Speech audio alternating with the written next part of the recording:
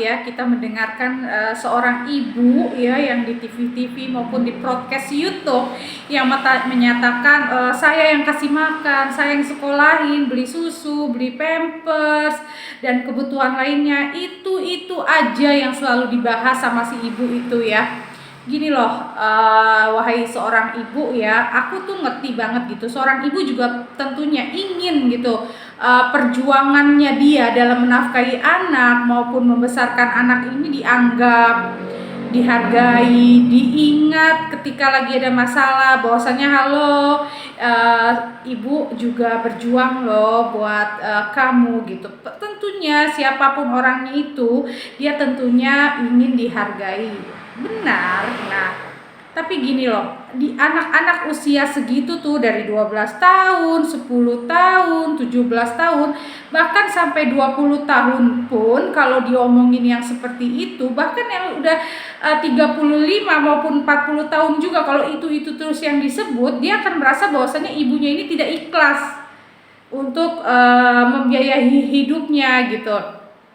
Dia akan merasa oh ternyata selama ini mama mengharapkan imbal balik dari apa yang mama berikan, bukannya itu udah tanggung jawab mama sebagai orang tua gitu. Sedangkan di satu sisi seorang ibu mengharapkan apa yang udah dia perjuangkan ini dihargai sehingga menjadi rem ketika dia merasa anaknya menzoliminya gitu kan, berbuat tidak baik kepada dia. Tapi ada cara yang lebih baik untuk mengingatkan anak bahwasanya kita sebagai seorang ibu ini berjuang untuk anak dengan cara memberikan contoh perilaku yang baik ya, dan juga kalau ada kesalahpahaman atau masalah, ajak anak itu bicara dari hati ke hati.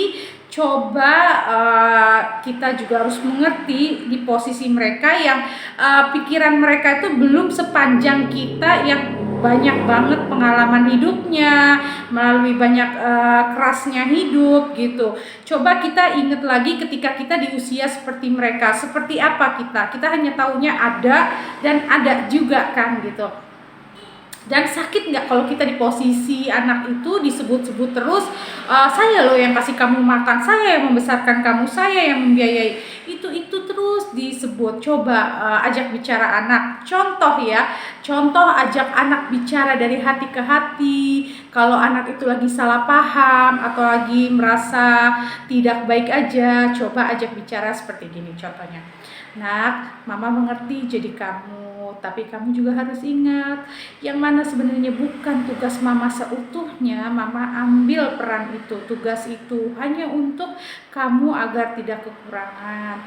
Kak, jangan ingat ya, jangan pernah ragu meminta maaf kepada anak, karena itu juga contoh ya agar anak juga bisa minta maaf kepada ibunya ketika salah.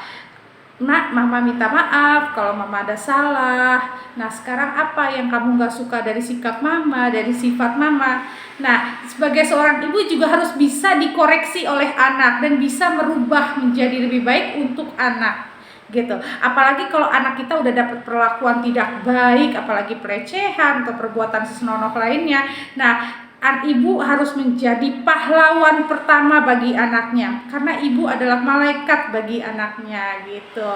Jadi apapun itu ya, bicarakan dari hati ke hati, berikan perilaku, contoh perilaku yang baik kepada anak.